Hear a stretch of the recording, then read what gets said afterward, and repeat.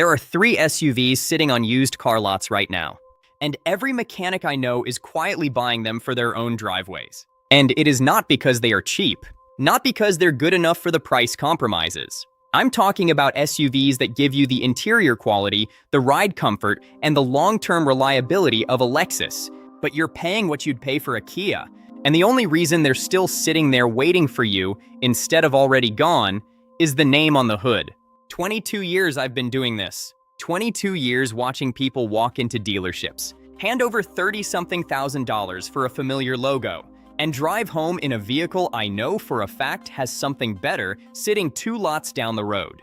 10, 12, sometimes $15,000 cheaper, and yet nobody is touching it. Today, I'm counting down 3 of them. Number 1 is the one I've been recommending more than any other vehicle for the past 4 years, and almost nobody believes me the first time I bring it up. By the end of this video, you'll understand exactly why, and you'll never walk onto a dealer lot the same way again. Now let's get right into it. 22 years turning wrenches will teach you. One thing faster than anything else, people don't buy the best car for the money. They buy the car they've heard of. They buy the badge their neighbor recognizes in the driveway. And the automakers who figured that out a long time ago are laughing all the way.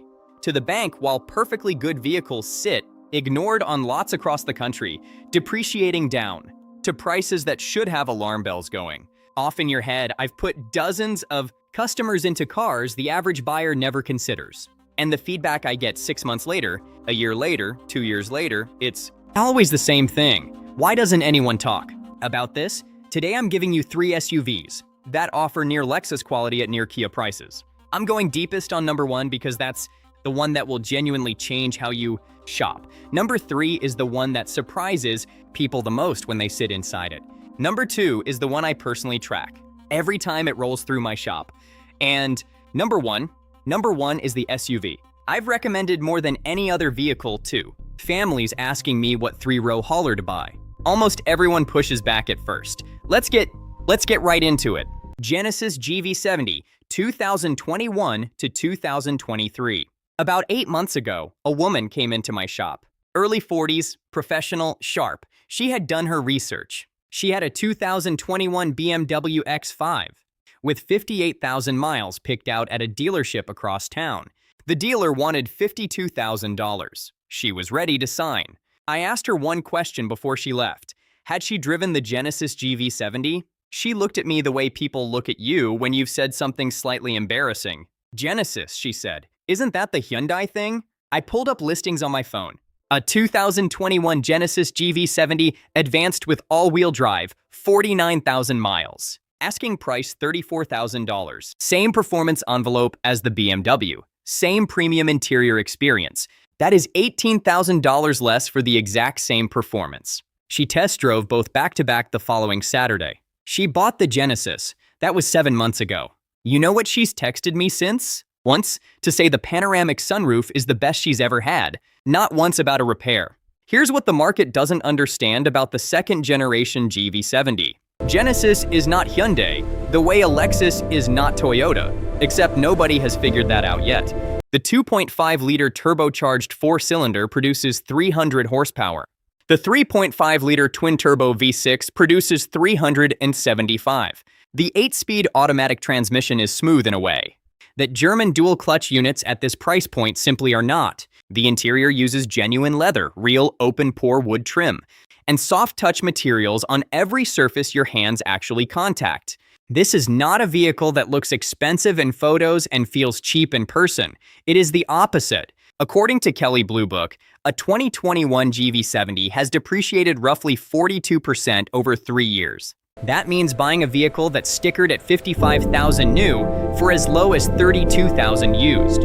A comparable BMW X3 runs nearly $10,000 more, despite the GV70 scoring higher on reliability. Annual maintenance on the GV70 is about $640, cheaper than the industry average. When shopping, stick to 2021 and newer for the refined second-generation platform. Test the infotainment system thoroughly for lag and ensure phone connectivity feels crisp. Inspect the panoramic sunroof seal for wind noise, especially on high-mileage examples. Finally, always verify the service history for the turbocharged engine before you buy. Genesis recommends oil changes every 7,500 miles, and the owners who skip this are the ones who cause problems. A clean service history is non-negotiable on this engine.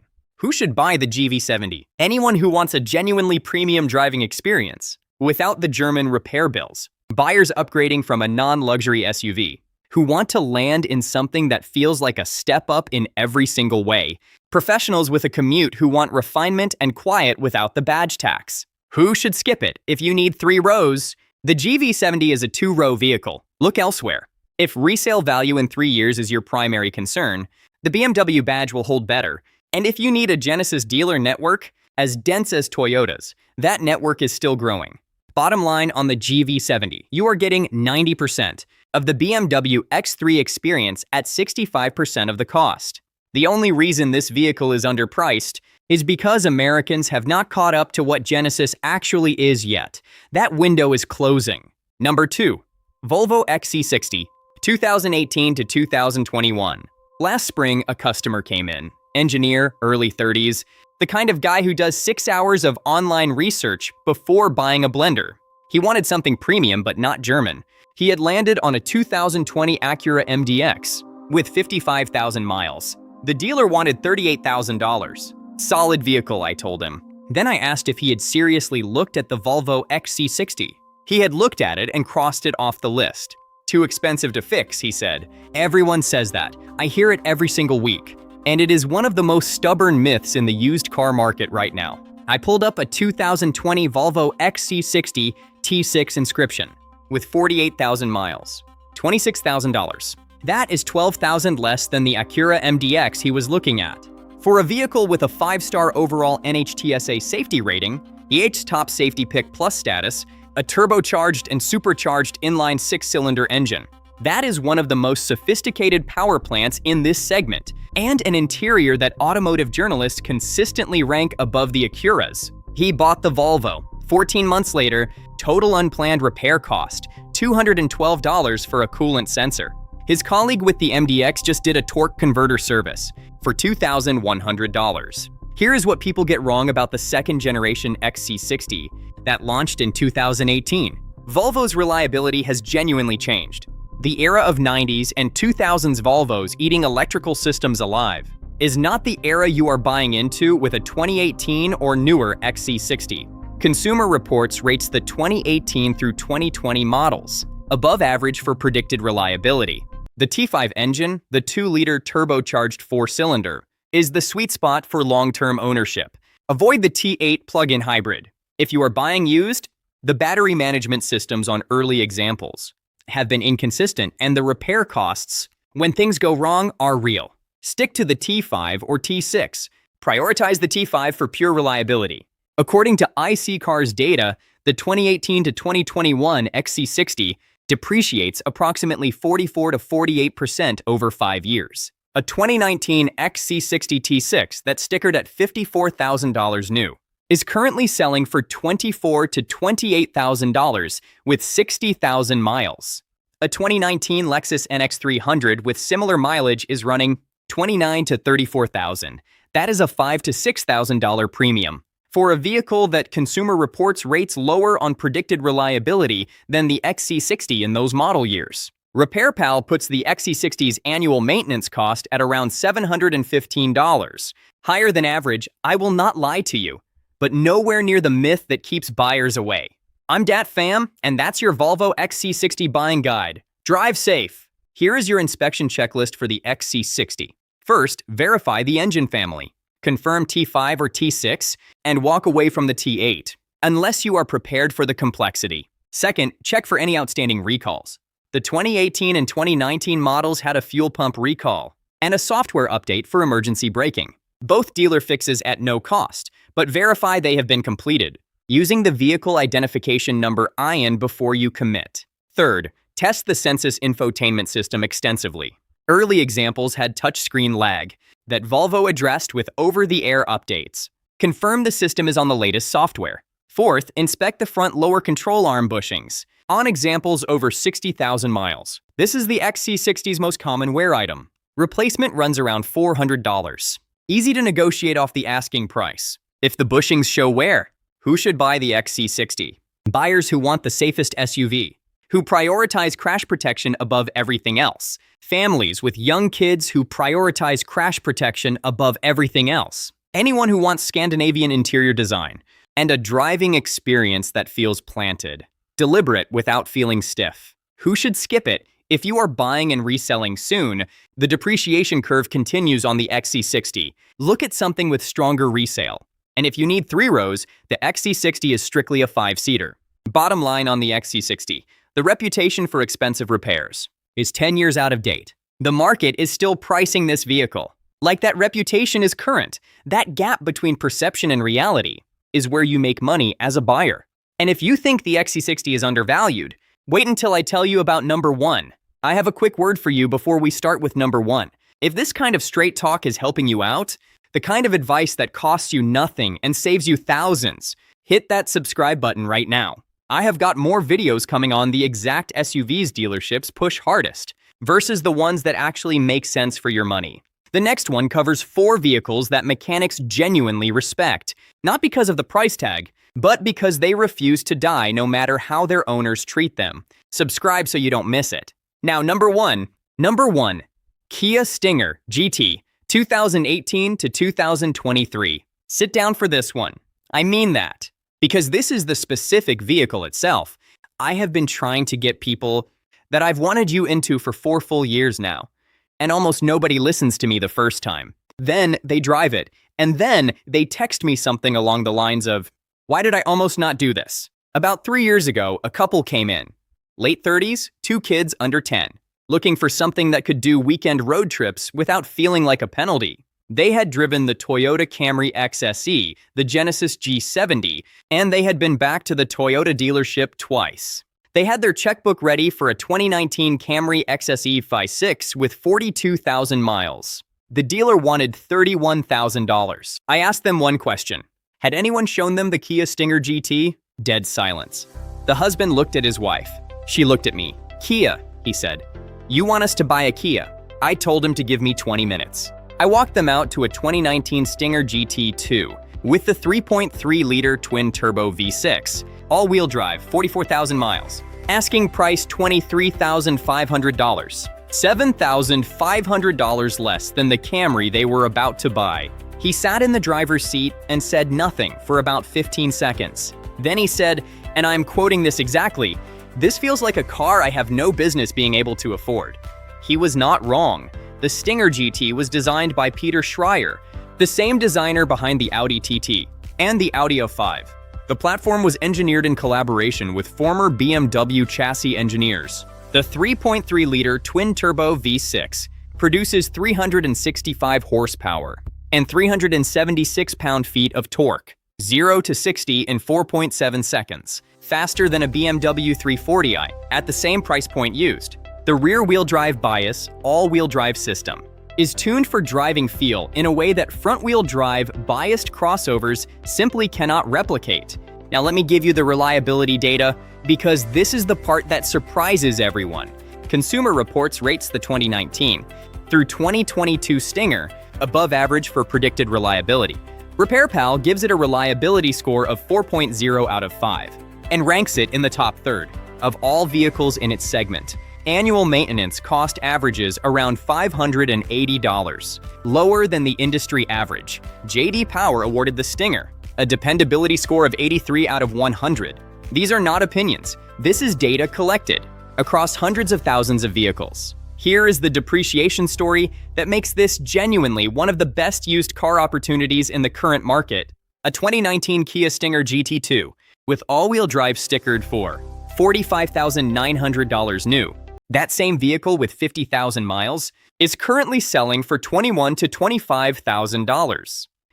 A depreciation of roughly 45 to 52% in 5 years. A 2019 BMW 340 iX Drive with similar mileage that's stickered at a comparable price is selling for $32,000 to $37,000. That is a $10,000 to $15,000 difference for a vehicle that independent reliability data rates higher than the BMW. The reason it's cheap is the only reason that matters, and it has nothing to do with the vehicle. It says Kia on the trunk, that's it. The American car-buying public still associates that name. with the sub $12,000 economy cars from the early 2000s. They have not caught up to what Kia has become. Their engineers have, their reliability numbers have, the market has not. And that gap is your opportunity. Here is your full inspection checklist for the Stinger GT. First, confirm the model year carefully. The 2018 first-year models had some minor infotainment software issues and a brake booster recall, both addressed under warranty, but verify the recall is completed before buying any 2018 example. The 2019 and newer are where I would focus. Second, check for any oil consumption on the twin-turbo V6. The engine is strong, but turbo engines that have been pushed hard will sometimes show early consumption signs above 60,000 miles. Do a cold start, look for any blue smoke in the exhaust, and ask for the most recent oil analysis if available. Third, test the 8-speed automatic transmission through the full range. From a cold start, through normal city driving, and under hard acceleration on a highway on-ramp. The transmission should be smooth and decisive, with no hesitation or shuddering. Fourth, inspect the rear differential fluid on all-wheel drive examples. This is a performance-oriented all-wheel drive system, and the differential fluid should be changed every 30,000 miles. Many owners skip this. A fluid change runs around $150 and tells you a lot about how the previous owner maintained the mechanical side of the vehicle. Fifth, look at the brake rotor condition front and rear. The Stinger GT has 4-piston Brembo calipers up front, the rotors are larger than average, and a full replacement runs around $600 to $800. A lot of sellers let the rotors go because they know the buyer is focused on the engine. Don't let them distract you. Who should buy the Stinger GT? Anyone who wants a sports sedan performance level inside a practical hatchback body. The Stinger has more cargo space than a BMW 5 Series behind the rear seats. Enthusiast buyers who refuse to give up driving engagement just because they need practicality. Buyers smart enough to let the first owner take the depreciation hit on a $45,000 vehicle and pick it up for $23,000. Anyone who has ever looked at a sports sedan at a dealership, done the math, and walked away disappointed, this is the vehicle that math works on. Who should skip it? If you need 3 rows, the Stinger does not have them. If maximum towing capacity is a priority, look at a dedicated SUV. And if you need your neighbors to recognize what you're driving, the Kia badge might give some people pause, but your bank account will be in significantly better shape. Bottom line on the Stinger GT, this is the best performance sedan value on the used market right now. Full stop. You get a 4.7 second, 0 to 60, a hand-stitched leather interior, a class-leading cargo hold, and proven reliability data for the price of a loaded Camry. The only thing wrong with this vehicle is what's written on the back of it. And the people who know that are the people who drive them. That family I told you about at the beginning of this section, 3 years later, I have serviced that Stinger 4 times. Total unplanned repair cost, $0. They have put 47,000 miles on it without a single unexpected issue.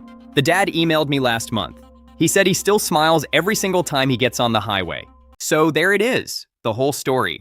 3 SUVs the market forgot, but mechanics didn't. The Genesis GV70 brings you genuine luxury and a full 300 horsepower ready to run at a price that makes BMW dealers nervous. It's cheap because Americans haven't figured out exactly what Genesis is just yet. The Volvo XC60 gives you the safest cabin in the segment, Scandinavian build quality, and a very solid reliability record to back it up.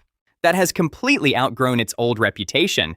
It's cheap because people are still scared of a problem that stopped existing a decade ago.